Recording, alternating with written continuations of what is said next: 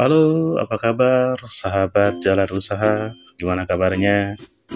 Kesempatan ini kami akan memberikan ulasan kembali tentang masalah warung. Kata warung, pasti Anda akan berpikir pada usaha kecil, tentunya dikelola oleh perorangan yang mungkin dikelola dengan sangat sederhana. Warung memang sudah ada pada puluhan tahun yang lalu dan dijalankan oleh orang tua kita dahulu dengan kesederhanaan. Warung kehadirannya sangat penting dalam kehidupan kita sehari-hari. Banyak jenis warung ini seperti warung nasi Padang, warung nasi Tegal, warung sembako, dan ada lagi warung yang menjual eceran. Warung yang berbentuk eceran atau disebut retail memang sedikit rumit pengolahannya, butuh strategi-strategi dalam penanganannya. Usaha warung bisa dijalankan di pasar-pasar, di pangkalan-pangkalan, di pinggir-pinggir jalan. Selain itu, usaha warung juga bisa dijalankan di toko-toko, di ruko-ruko, ataupun di rumah. Dalam kesempatan ini, kami akan memberikan langkah bagaimana cara menaikkan penjualan dengan mengelola stok barang khusus untuk warung eceran. Semoga informasi ini bisa menjadi ilmu yang bermanfaat untuk usaha Anda. Sebelum saya melanjutkan konten ini, sedikit kami meminta kepada Anda untuk subscribe, like, dan komen, agar kami bisa berkembang dan memberikan informasi yang bermanfaat untuk Anda selanjutnya. Mari kita lanjutkan. Warung adalah jenis usaha di bidang retail dengan ukuran skala kecil. Usaha ini dijalankan di mana saja, seperti dijalankan hanya bertempat gerobak di pinggir-pinggir jalan yang tentunya padat keramaian. Dan masih banyak usaha warung ini yang masih menjalankannya. Pada zaman modern ini, usaha warung sudah berkembang menjadi usaha skala besar, seperti restoran-restoran, Indomaret, Alfamart, Transmart, dan banyak lagi usaha retail lainnya. Tentunya usaha warung ini sudah masuk pada usaha yang diperhitungkan pada zaman modern saat ini dan ditunjang oleh peralatan-peralatan yang modern pula. Dulu, usaha warung ini dikelola hanya sebatas oleh anggota keluarga saja dan dengan manajemen yang sangat sederhana. Tetapi, sekarang usaha warung sudah dikelola dengan menggunakan peralatan-peralatan yang modern, karyawan-karyawan yang terlatih, dan didukung oleh manajemen serta peralatan yang mendukung lainnya. Warung yang dikelola oleh keluarga, kadang penanganannya apa adanya, hanya berdasarkan punya modal, lalu buka usaha warung tanpa dibekali ilmunya. Tentunya menjalankan usaha warung itu tidak sesederhana itu kan. Ada trik-trik dan strategi yang harus dijalankan agar warung tetap berjalan dan sehat. Anda ingin tahu bukan caranya? Jangan skip video ini, tonton sampai habis agar Anda dapati ilmunya. Mari kita lanjutkan. Bagaimana cara menaikkan penjualan warung dengan mengelola stok barang versi jalan usaha.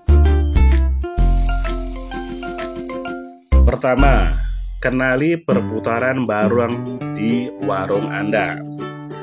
Saya yakin sebagai pengelola warung pasti Anda tahu benar dengan arti perputaran barang ini. Bukan arti barangnya diputar-putar ya. Artinya, kata sederhananya ialah seberapa lama produk yang dijual di warung Anda itu laku. 3 hari kah, 1 minggu kah, atau 1 bulan. Tentunya Anda sendiri yang tahu perputaran barangnya tersebut. Mulai saat ini, Anda harus mencatatnya untuk sebagai bahan database penjualan di warung Anda. Coba Anda catat perputaran barang sampai stoknya habis. Anda catat dari yang laku 7 hari, 15 hari, sampai dengan 30 hari untuk barang yang laku. Setelah didapat datanya, kelompokkan per kategori. Contoh, untuk kategori rokok, pastinya dalam kategori rokok ada rokok Samsu, rokok Sempurna, rokok Mil, dan lain-lain. Lalu, untuk kategori mie instan, lalu kategori bumbu dapur, dan seterusnya kategori yang perlu Anda cari data stoknya. Tentunya ini sangat membosankan, tapi ingat, tindakan ini adalah sebagai alat kontrol nantinya agar penjualan di warung Anda meningkat. Setelah mengetahui perputaran barang, pastinya sekarang Anda sudah mengetahui produk-produk yang laku, bukan? Sekarang datanya kelompokkan atau grouping sesuai barang yang laku di bawah 7 hari, yang laku di bawah 15 hari, dan yang laku di bawah 30 hari. Bagaimana barang yang laku di atas 30 hari? Untuk poin itu nanti kita bahas di akhirnya. Kita fokus di poin ini dulu ya.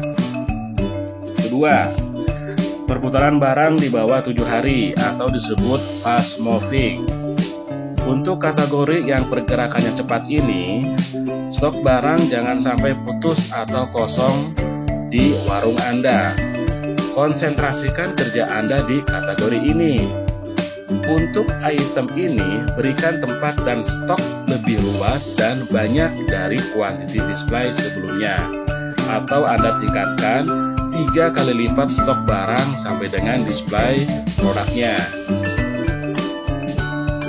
Untuk perputaran barang di bawah 15 hari atau disebut middle moving, untuk kategori ini pergerakannya sedang. Silakan Anda perbesar stok dan displaynya. Cukup 2 kali lipat dari stok sebelumnya saja.